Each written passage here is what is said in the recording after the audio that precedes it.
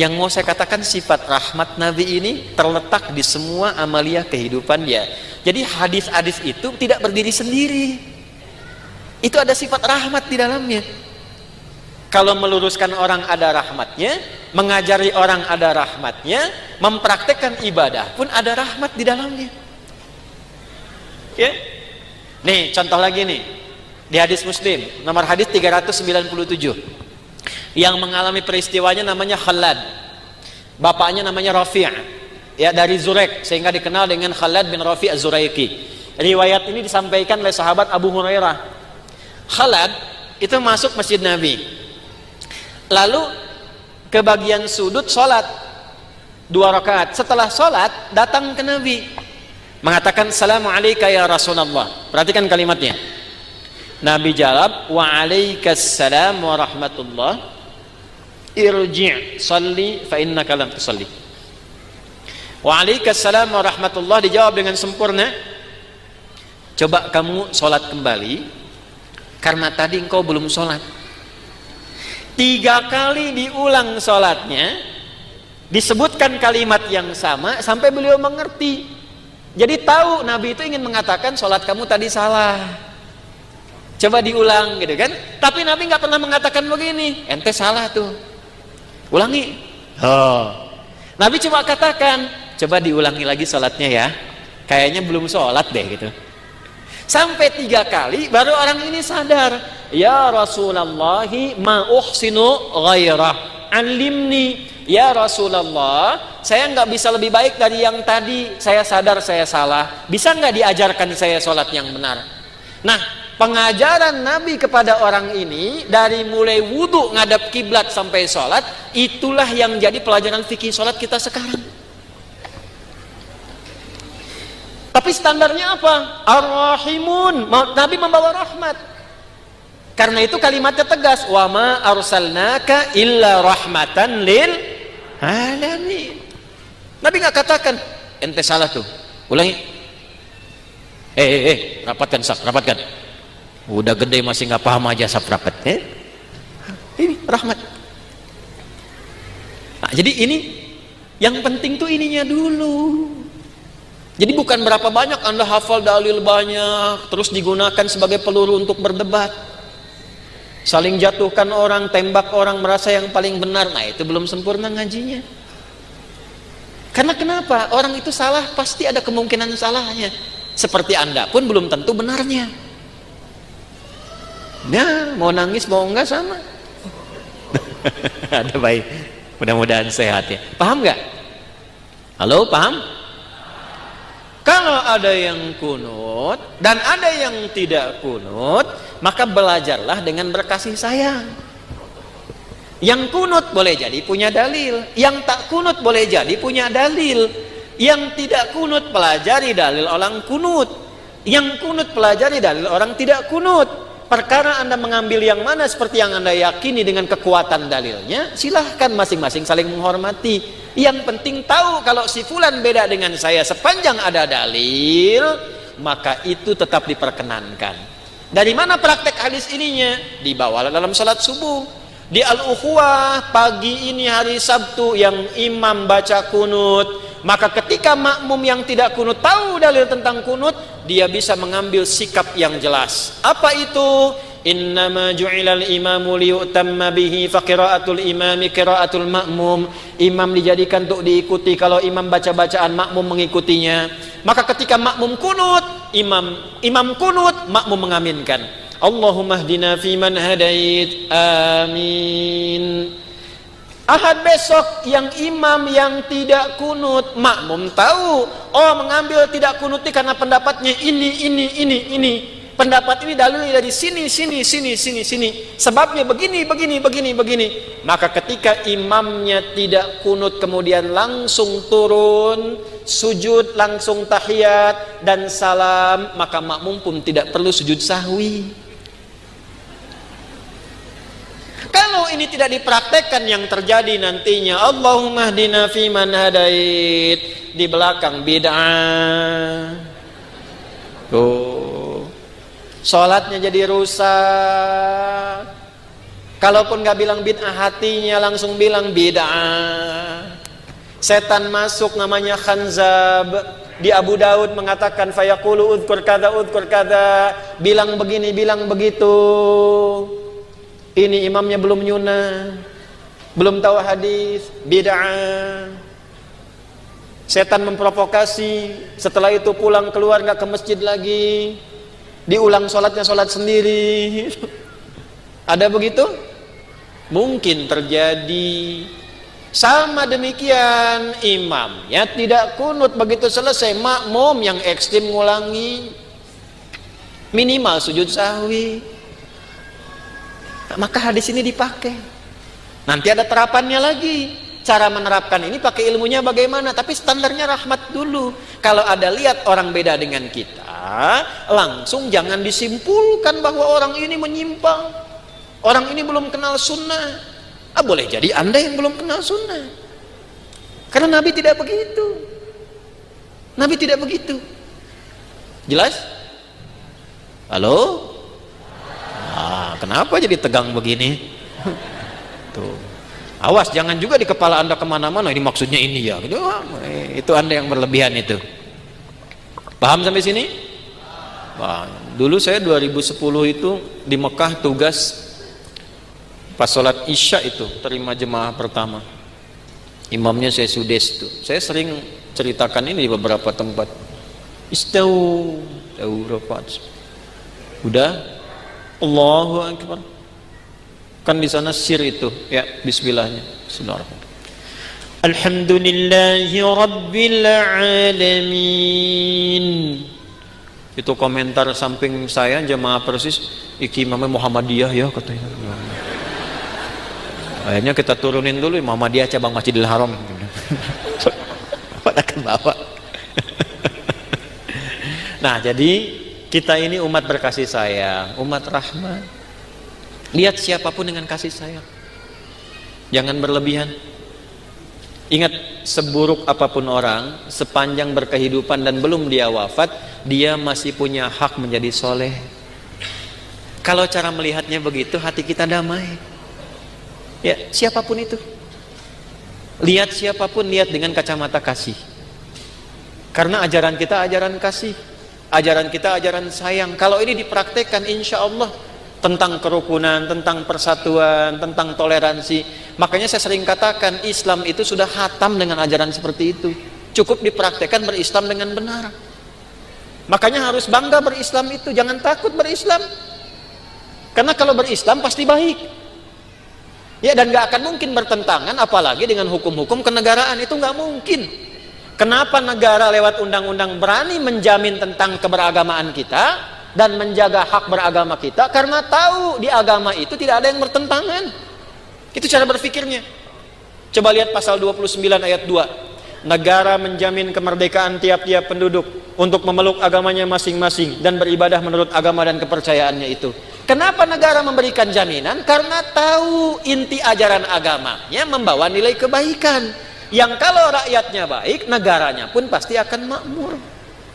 Nah, cara bacanya begitu. Jelas? Baik.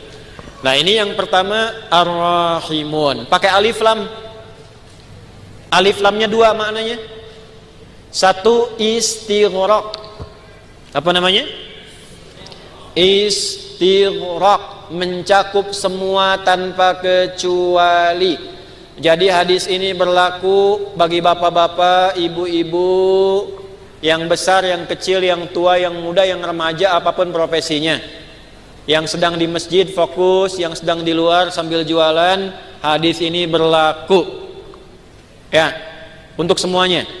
Kangge bapak-bapak, ibu-ibu, sadayana, beragam profesi tercakup dina hadis ieu.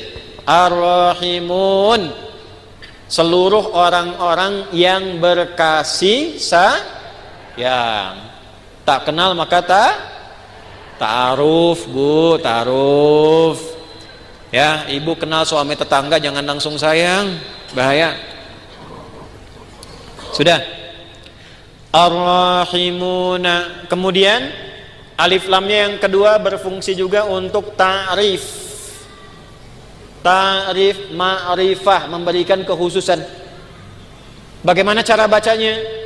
Cara bacanya, Nabi membuka peluang bagi semua yang mengaku umatnya untuk berkasih sayang. Mengerjakan apapun dengan kasih sayang. Mendidik anak dengan kasih sayang. Kade pak ya, nyaah. Ibu nyaah ya ke anak itu dengan kasih sayang. Titipan Allah. Suami ke istri dengan kasih sayang. Istri ke suami dengan kasih sayang. Nah, orang-orang yang melakukan itu dalam kehidupannya, maka ta'rif ma'rifah dia menjadi khusus, spesial di sisi Nabi SAW. Jadi kalau ada di antara kita yang mengerjakan kehidupannya dengan kasih sayang untuk mengikuti Nabi, maka orang itu dianggap spesial oleh Nabi SAW. Jelas? Mau jadi orang spesial di sisi Nabi? Nah, salah satunya praktekkan hadis ini. Teruskan. Ar-rahimuna yarhamuhumur rahman. Ay yarhamuhumur rahmanu tabaraka wa ta'ala. Orang-orang yang penuh dengan kasih sayang itu yarhamuhumur rahman, maka Allah yang pemilik rahmat akan meliputkan kasih sayang dalam seluruh kehidupannya. Nah, ini rahasianya. Contoh, ibu sayang pada suami tidak? Saya ulang, ibu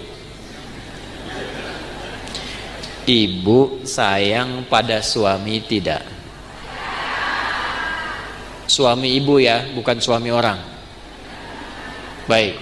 Pertanyaan kedua, ibu sayangnya karena Allah atau karena cinta?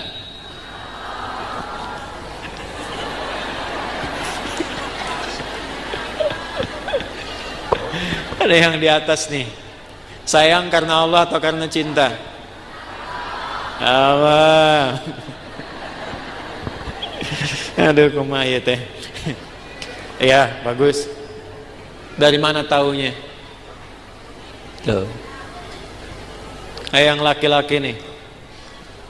Supaya adil ya, kan ini ada wajah-wajah yang masih mujahid fisabilillah zawaj.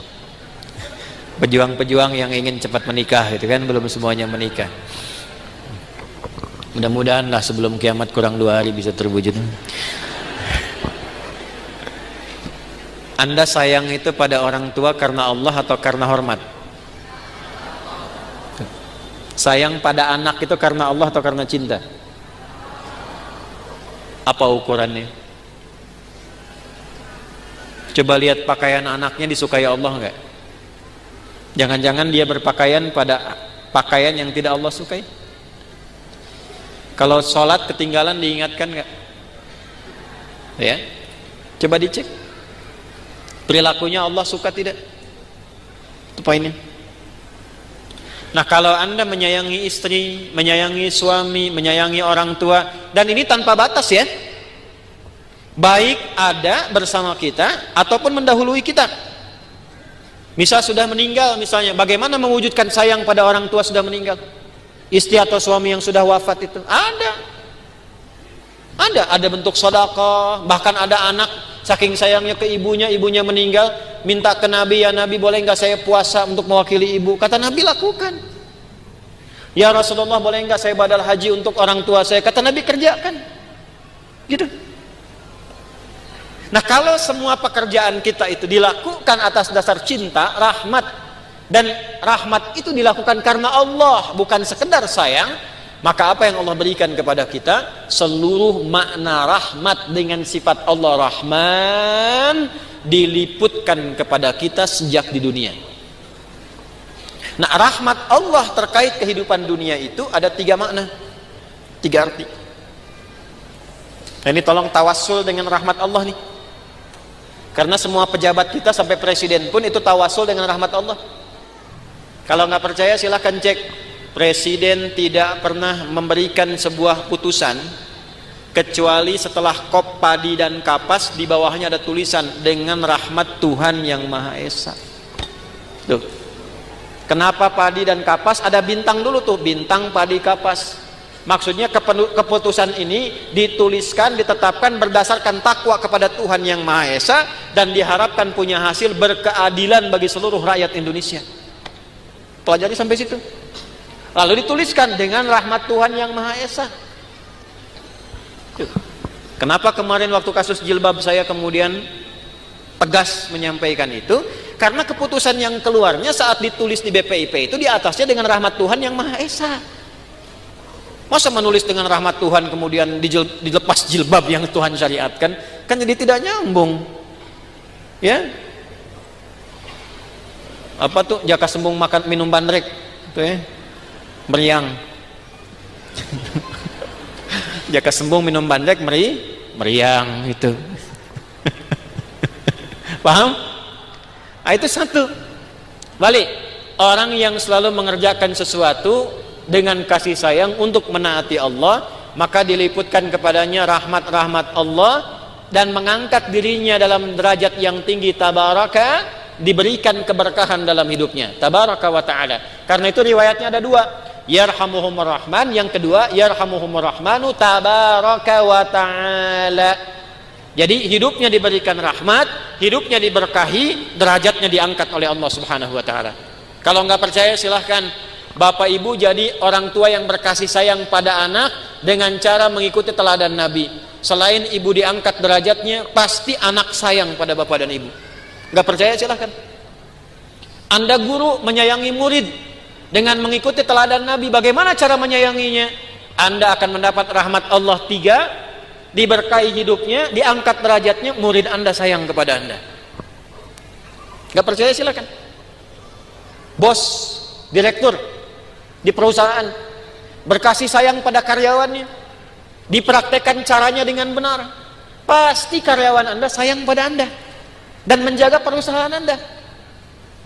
Nah sekarang apa yang terkait dengan rahmat Allah 3 yang pokok itu? Satu, dengan dalilnya Quran surah 39 ayat 53. Di sini nggak ada ya. Ini syarahnya kita rinci nanti dari referensi lain. Maaf, masih ada waktu ini? Saya sampai setengah 12 ya. Kita nanti berhenti 15 menit lagi, nanti kita evaluasi sedikit. 1. Quran surah 39 Az-Zumar ayat 53. Orang-orang yang mengerjakan segala hal dengan kasih sayang, diniatkan untuk meneladani Rasulullah, mendapatkan ridha Allah, maka akan diampuni seluruh dosanya dan terjaga dari maksiat. Cara Allah mengampuni dosa seorang hamba itu ada 5 tahap, 5 tipe. Berapa tipe? 5. Sudah. 1, dengan memaafkan kesalahan itu. Sifat Allah yang memaafkan kesalahan hamba disebut al-afwu. Ya. Misal subuh tadi jam berapa? Kumaha ieu teh? 4:35. Terus ada orang yang sholat subuhnya jam 5:34. Waktu subuh 4:35, sholat subuh 5:3. Salah tidak? Salah. Dosa tidak? Belum tentu. Kalau memang bangunnya kesiangan. Tuh. Dan memang tidak niat bangun kesiangan. Ada yang niatnya bangun kesiangan, malamnya begadang, nonton bola, menangis we, ya. Jagoan kalah, bangun kesiangan. Nah, dia bangunnya terlambat, salah karena tidak tepat waktu, tapi belum tentu dosa. Maka dimaafkan oleh Allah kesalahan itu, ditunaikanlah sholat tepat saat bangunnya. Ya. Jadi kalau Anda terlalu lelah dengan beban kehidupan, kemudian tertidur cukup dalam, ya, lalu bangun tiba-tiba jam 8, walaupun keterlaluan sebetulnya. Bangun, ingat sholat. Nah, sholatlah saat bangunnya. Jadi jam subuh Anda itu pindah saat bangunnya.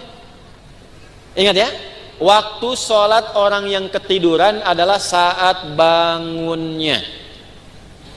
Saya pernah punya pengalaman di Libya, lagi ngisi ceramah menjelang buka, 5 menit lagi tinggal buka.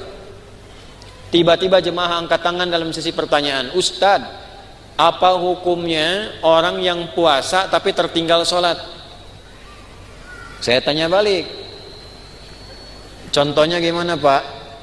Tadi saya subuh bangun kesiangan, saya menilai bahwa sholat subuh saya sudah lewat. Jadi karena menyimpulkan sudah lewat waktu subuhnya, kehilangan waktu sholat. Dia tetap puasa tapi nggak sholat subuh, zuhur sholat, asar sholat, maghrib belum karena nunggu buka. Maka bagaimana statusnya, status puasanya? Maka saya jawab, Pak, sekarang ambil wudhu, sholat subuh sekarang. Ya, betul, qadanya saat itu, saat waktu ingatnya di situ sholatnya. Jelas? Nah, itu salah tapi belum tentu mengandung dosa karena ketidaktahuan. Karena lupa jadi salah. Kan lupa itu suka menyebabkan orang tidak ingat kan? Nah, ketika orang tidak ingat berpotensi salah. Kan sering saya bilang, orang kalau korupsi itu bukan tidak sadar kalau korupsi itu salah. Cuman saat korupsi tidak ingat kalau korupsi itu salah. Itu, Bu. Hah? Ini kalau tertukar sendal pulang dari sini, ada ngambil sendal punya orang lain, bukan tidak tahu itu teh punya orang, cuman tidak ingat saat dipakai itu punya orang. Nah, lupa itu nasya, salah itu akhta'a. Saya lupa nasitu, saya salah akhta'tu. Kita lupa nasina, kita salah akhta'na. Rabbana la tu'akhidna in nasina au. Nah, gitu. Ya Allah, kalau kami lupa dan dengan lupa itu salah, mohon jangan hukum. Kata Allah, saya maha pemaaf, saya maafkan kalau kamu memang sadar itu salah. Karena itu jawaban pertamanya wa'fu anna. Tuh, al-afu. Subuh 4.35, salat 5.34. Terlambat karena sengaja, bukan karena tertidur. Nonton, aktivitas begadang, tidak ada perlunya. Udahlah, sampai situ aja gitu ya. Tiba-tiba terlambat, salah. Dosa tidak? Iya, karena sengaja berpotensi menunda waktu sholat. Nah, itu ada kesalahan. Kesalahannya disebut apa? Dzambun. Bisa tulis supaya lebih terlihat. Tadi khotoun, yang ini dzambun.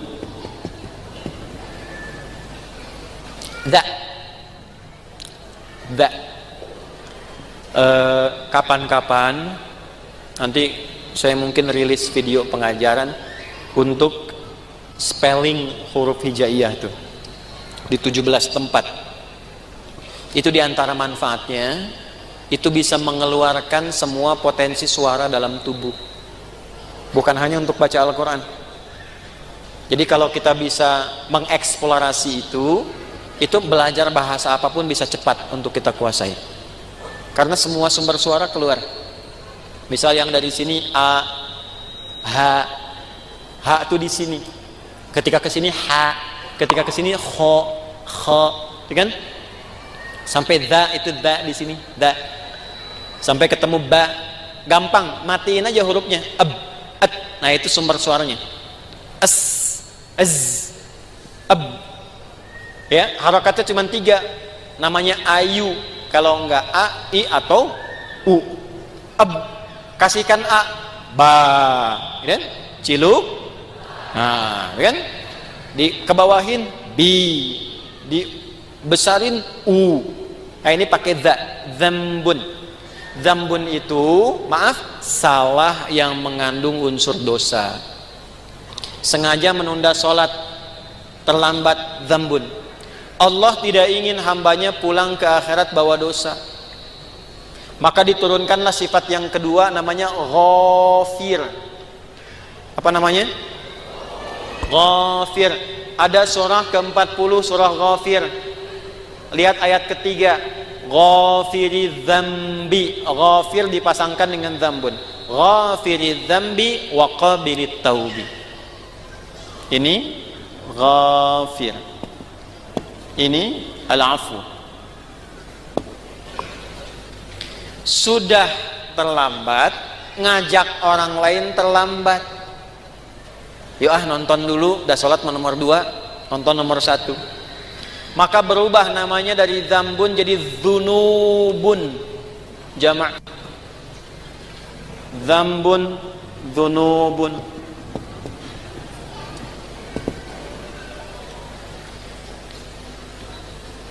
Sudah mencela, merasa paling hebat, merasa paling bagus, terakumulasilah dzunubun. Maka muncul sifat Allah yang ketiga untuk berpotensi menggugurkan itu, namanya Ghaffarun, Ghaffar. Apa namanya? Di dalam surat apa? Surat Nuh ayat berapa? Ayat 10. Faqultu astaghfiru rabbakum innahu kana ghaffara. Kenapa menggunakan ghaffara tidak ghafira? Karena umatnya Nabi Nuh sudah terakumulasi kesalahannya, sudah mengancam Nabi Nuh, sudah nuduh Nabi Nuh, menjelek-jelekan Nabi Nuh, ngusir Nabi Nuh, menantang azab. Maka diturunkanlah kalimatnya bukan ghafir tapi ghafar. Sudah terlambat sholatnya, ngajak orang lain gak ke masjid, mencela orang yang ke masjid. Ayo atuh orang nonton heula, sholat dah sholat nomor 2 tuh. Isin aku itu ke masjid, ada eta mah soleh wungkul. Paham? Ya. Maka yang keempat ini ditambah ada zalimnya. Namanya dzunubun ma'adzulmi. Dzunubun ma'adzulmi. Dzunub dan zalim. Apa dalilnya? Contoh Quran surah 2 Al-Baqarah ayat berapa? Ayat 114 misalnya. Wa man azlamu zalim. Wa man azlamu mimman mana'a masajidallahi ay yuzkara fiha ismuhu wa sa'a fi kharabiha. Paham? Tidak. Siapakah kata Allah? Nih nanya sama kita, pertanyaan ini nggak usah dijawab karena Allah sudah Maha tahu. Namanya pertanyaan retorik. Pertanyaan retorik itu pertanyaan yang diajukan untuk menggugah kita supaya mikir, bukan supaya jawab. Seperti khatib Jumat nanya kepada jamaah, sudah menerangkan, dia tanya, apakah jamaah semua masih merasa beriman? Jangan dijawab, masih. Nah ini masalah. Saya pernah khutbah Jumat tuh, satu daerah di desa, ya kan? Bukankah bapak ini semuanya beriman kepada Allah? Betul. Itu pertanyaan retorik. Allah nanya kepada kita, gak usah dijawab, supaya kita mikir. Maksudnya begini, kalian ini kenapa sih sudah berbuat banyak dosa masih zalim juga? Di antara perbuatan zalim dan banyak dosa, satu, ada yang sifatnya tentang ibadah di masjid. Orang yang mencegah orang ke masjid, sengaja menjatuhkan orang supaya keluar dari masjid, memfitnah ulama supaya tidak ada di masjid. Itu namanya dosa akumulatif plus perbuatan zalim. Syirik, inna syirka la zulmun azim. Syirik masuk kategori ini nih. Syirik itu zalim. Ya. Hati-hati ya, yang kecil yang besar sama saja. 7 dosa besar nomor satunya syirik. Baik langsung atau menggunakan perantara. Langsung mengatakan semua agama sama, menuju pada Tuhan yang sama, cuma caranya beda-beda. Itu syirik lisan. Silakan, saya kalau masalah akidah tegas saya. Menggunakan perantara, pakai dukun, saya langsung saja nih, saya nggak perlu minta maaf. Ya, pakai dukun, menggunakan jasa dukun, menerawang air tuh, kira-kira malaikat ngatur apa enggak nih? Gimana supaya enggak hujan? Bawa panci, bawa apa, tokotok segala rupa itu. Kita itu umat yang sudah diatur dengan syariat, doanya ada. Mau kita minta hujan berhenti, mau dipindahin, mau hujan sudah ada. lengkap, sanadnya sahih. Minta hujan, bahkan ada sholatnya istisqa. Mindahin hujan ada, dalilnya di hadis Muslim ada, caranya ada. Semua sudah diatur. Bahkan secara teknologi bisa dilakukan juga, ada rekayasanya juga ada. Nah, ketika menggunakan jasa lah gitu, ya, yang tidak diridhai dan ada dosanya, nah ini zalim perbuatannya. Tapi Allah tidak menginginkan dosa itu terbawa sampai meninggal. Itulah rahmannya Allah. Jadi Anda bayangkan Pak, Ibu, Allah saja pada orang yang syirik masih memberikan waktu sampai meninggal supaya tobat dengan rahmatnya. Masa anak Anda yang berbuat sesuatu yang mungkin Anda merasa melecehkan orang tua, Anda memvonis dengan durhaka dan dia mau memperbaiki itu, Anda tidak terima. Allah masih terima. Anda bukan Tuhan, sudah tidak mengakui sebagai anak. Di mana rahmatnya? Nah ini ya. Coba nanti di ujungnya indah sekali. Maka yang keempat namanya Ghafurun. Apa namanya? Ghafur. Ghafur. Pak Ghafur nggak boleh cepat marah tuh. Tapi yang kelima, syirik iya, Allah, mencuri iya, menjatuhkan iya, minum juga iya, zina pernah. Dan hebatnya begini, kalau dengar orang berbuat tindakan kriminal maksiat, dia belum mengerjakan, rasanya dia merasa belum komplit. Mana naon wae? Iya. Si itu mah pernah begitu. Oh, benar gitu. Orang oge arek lah. Nah, itu berubah yang kelima. Namanya israf. Apa namanya? Israf itu sudah berlebihan. Ada orang berlebihan dalam dosa, semua pengen dicoba. Masih mungkin diampuni nggak? Halo? Allah dengan sifat rahmannya masih menurunkan ampunan pada yang demikian kalau dia mau tobat. Inilah yang kelima puncaknya. Ketika Allah ingin mengampuni dengan sifat kelima ini, tidak digunakan al-afu, tidak digunakan turunan dari kata ghafara, baik ghafir, ghafar ataupun ghafur, tapi yang kelima langsung disebutkan rahmatnya. Rahmat. Dengan sifat rahmannya langsung disebutkan kata rahmatnya, rahmat. Dosanya israf. Bahkan rahmatnya dilekatkan dengan sifat Allah pemiliknya. Ya, pakaian nisbah. Rahmat itu punyaku. Maka dengan rahmat yang aku punya, semua rahmatku aku punya nih, aku tawarkan kepadamu ampunan supaya engkau tobat dari dosa yang kau kerjakan itu. Nih, ada yang pernah mabuk, pernah bunuh, pernah zina, pernah merampok, pengen tobat, pengen balik. Kata Allah jawabnya bagaimana? Hei, aku tawarkan kepadamu semua rahmat yang aku punya untuk mengampuni dosamu kalau engkau benar mau tobat. Kurang apa coba? Jadi kalau dengan tawaran itu masih ada yang belum tobat, keterlaluan itu. Dengan cara apa lagi Allah mesti ampuni? Di mana dalilnya? Quran surah ke-39 di ayat berapa? 53. Bagaimana bunyinya? Qul ya ibadiyalladzina asrafu ala anfusihim la taqnatu mir rahmatillah. Sandarkan pada Allah. Wasi'at rahmati kulla syai'. Rahmat ketemu yang mutakallim. Rahmatku mencakup semuanya. Ya, di situ apa? Allah. Jangan putus asa dari rahmat Allah. Kenapa tidak langsung menggunakan rahmati? Karena kalau banyak dosa, biasanya nggak kenal Allah, walaupun mengaku Muslim.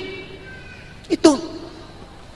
Maka nama Allahnya dikenalkan lagi, supaya kenal lagi. Ya. Contoh nih, ada orang sudah terakumulasi dosanya, profesional lah di bidang dosa. Mabuk, nipu, ngerampok segala rupa kan. Terus Anda ingatkan, ya itulah orang bertakwa kepada Allah. Pasti jawabnya gini, atau mau Allah lah gitu. Jangan bawa-bawa Tuhan gitu ya. Nah, karena belum kenal Tuhan, dikenalkan lagi la taqnatu mir rahmatillah. Dan hebatnya masih diaku hamba, Pak. Kul ya Muhammad, katakan ya ibadi, hei hambaku, masih diaku hamba. Coba ya, ini jangan anak Anda lah, anak umum aja. Ada ibu dan ayah, anaknya begitu durhaka, buruk terhadap citra keluarga. Di luar sudah merampok, sudah membunuh, sudah berzina, merusak nama keluarga. Tiba-tiba pulang ke rumah pengen minta maaf sama bapak dan ibu, diterima nggak? Ayo, saya tanya nih, kalau bapak ibu mau terima, pertama ketemu senyum atau kecut? Tuh. Marah atau tenang? Non siapa dia? Tuh, coba. Nah, inilah pentingnya kita ngaji begini. Ini anak datang pengen taubat, wasilahnya orang tua pengen minta maaf. Allah yang pencipta kita mengatakan, "Qul ya ibadi," pakai kata iba, hambaku. Pakai ya disebutkan 360 kali dalam Al-Quran. Fungsinya 3 di ilmu nahwu. Nidaul qarib, nidaul mutawassit, nidaul ba'id. Memanggil yang dekat, yang menengah, yang jauh. Hei ahli maksiat, dimanapun berada, semua jangkauan. Yang telah menyimpulkan mungkin Allah nggak akan ampuni dosaku. Salah kesimpulannya, kata Allah, hambaku sini, jangan putus asa dari rahmatku. Setelah Allah berikan rahmat, teruskan ayatnya, innallaha yaghfirudz dzunuba jami'a. Semua dosa yang pernah engkau kerjakan, kalau benar tobatmu, aku ampuni sekarang semuanya. Tuh. Nah, orang yang sering melakukan rahmat dalam hidupnya, maka apa tanda mendapatkan rahmat dari Allah? Terjaga dirinya dari perbuatan dosa. Makanya orang-orang berkasih sayang itu potensi berbuat dosanya kecil. Matanya pakai rahmat, ini mata nih akan dijaga dari maksiat. Kalau nggak percaya silahkan gunakan mata untuk menaati Allah, maka mata Anda akan dijaga dari perbuatan maksiat. Gunakan lisan untuk taat, maka lisan akan dijauhkan dari maksiat sampai ke ujung kaki. Kalau biasa kita pakai tubuh kita untuk ibadah, maka nanti kita akan disebut ibad namanya. Ya ibadi, ibad. Karena biasa pakai rahmat, maka di sini yarhamur rahman, yarhamuhumur rahman, kata rahmannya muncul. Allah punya sifat rahmat, namanya rahman. Disambungkan dengan kita hambanya ibad, disatukan jadi ibadur rahman. Maka muncullah di surat Al-Furqan, wa ibadur rahmanil ladzina yamshuna 'alal ardi hauna wa idza khatabahumul jahiluna qalu salam. Ah, ini kita ngaji, bukan cocok logi. Ini. Jadi orang-orang yang ngajinya benar itu terjaga dari maksiat. Kalau kita prakteknya pakai rahmat. Ya. Ngaji dapat ilmu, dapat pahala, setelah itu lisan mencela. Pahala diambil, celaan ditutup. Belum dapat ini. Jelas? 2, saya cepat nih karena waktunya kita hampir habis. Yang kedua, orang-orang yang dalam hidupnya senantiasa mendekat